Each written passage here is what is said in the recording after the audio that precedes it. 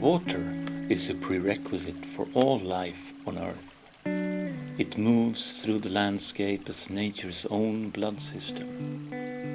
For millions of years, animals and plants have evolved in harmony with this movement of water.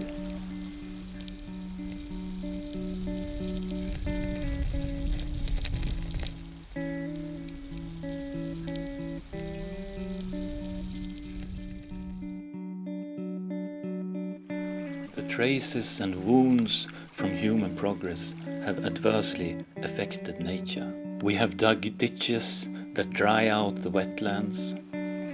We have transformed winding streams into straight channels with flat bottoms where fish and small invertebrates cannot live.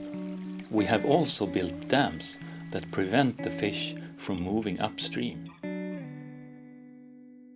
Wetlands have been ditched for a variety of purposes over time. On one hand, to create arable land and new pasture land. On the other hand, to try to increase areas of forest production.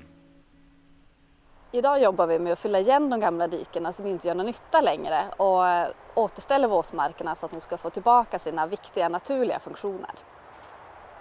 Regnvattnet kan lagras och renas igen och grundvattnet i marken fylls på. Växthusgaser och giftiga metaller läcker inte ut lika lätt och koldioxid från atmosfären kan bindas till torven. Efter återställningen kan växter, fåglar och andra djur komma tillbaka hit igen och leva här. From the latter half of the 19th century until the end of the 20th century, humans used rivers and streams to transport timber. Timber that was cut in the forest's inland was transported downstream to sawmills by the coast.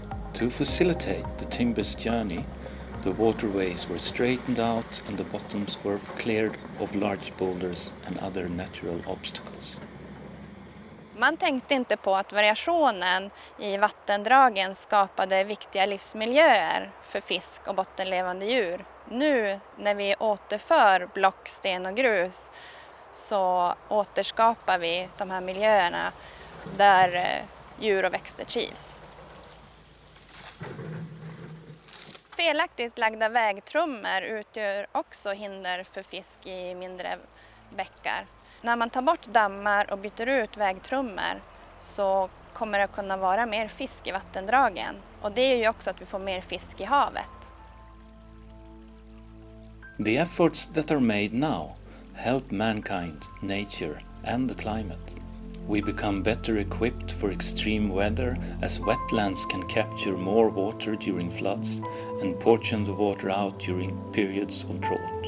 More carbon can be bound in our wetlands, and the leakage of greenhouse gases to the atmosphere is reduced. The water becomes cleaner and can give life to the whole landscape again.